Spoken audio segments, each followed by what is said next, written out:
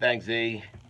Um, so my high school reunion was over the weekend, and I hadn't been back to that area of California in 30 years. The people was cool and everybody was there, but when my high school best friend Dave Boyd brought me around our old neighborhood, I probably was never more scared. I mean, scared. I know y'all know me as this big personality and fearless and bold, boisterous man, but the last 2 years of high school, I was that and more. But at home, I was this scared kid who was dealing with so much more than kids around me. I lived in this huge house in this new nice neighborhood in Stockton, getting bussed like the 70s, the Lodi High School. But when I came back home, I came to.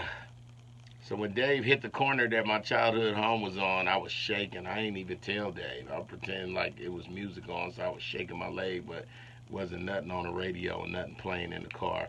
And when we got to the house on Stanfield Road on the left, I couldn't even look at it. If you saw my Facebook page, I recorded it, but the video was so jumpy because I couldn't look at it. Too many memories, horrible ones, bad ones. I couldn't even muster something good happening from that house. But then it hit me. It's just a house. And look what I become because of the same house. And then I went to the reunion later that night. Me and Dave had a ball for like a whole 24 hours, and I didn't see him. I hadn't seen him for 23 years. And at the reunion, all the people that would come was clueless to what was going on to me on that long street in Stockton. They didn't know that sad kid who just wanted to be in his room and cry. They only knew this loud kid laughing and playing every time they saw him. Those kids would forever change my life. I was what I wanted to be, and I was with them. I was working on this grift that y'all know now. I haven't been called Dwayne Griffin that many times in my life like I was over the weekend. But when I think about what the Lord was working on me then, what he was planting in my soul as a teenager, I had to think back at that house and say, because of that house, I'm a forgiver. I can't stay mad. It doesn't rest well in my soul. That house immediately reminded me of healing. And Dave didn't know until I told him and his wife, but that awkward kid with the funniest sense of humor, and I ain't even talking about me, I'm talking about Dave. He saved my life. He talked me off a very, very real cliff most of my high school life, but it was from his own words that I always remember.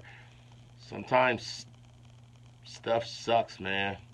And I give y'all those words today. Sometimes stuff sucks. Hearing about Shiz this morning, and I was just laughing hard with him in Cincinnati at the commission concert because he was always laughing, like always.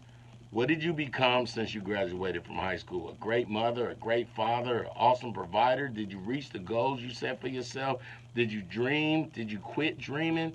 I'm living my dream today because of my past. It was scary and it sucked, but the Bible says, Jeremiah 23:20, the anger of the Lord will not turn back until he has executed and performed the thoughts of his heart.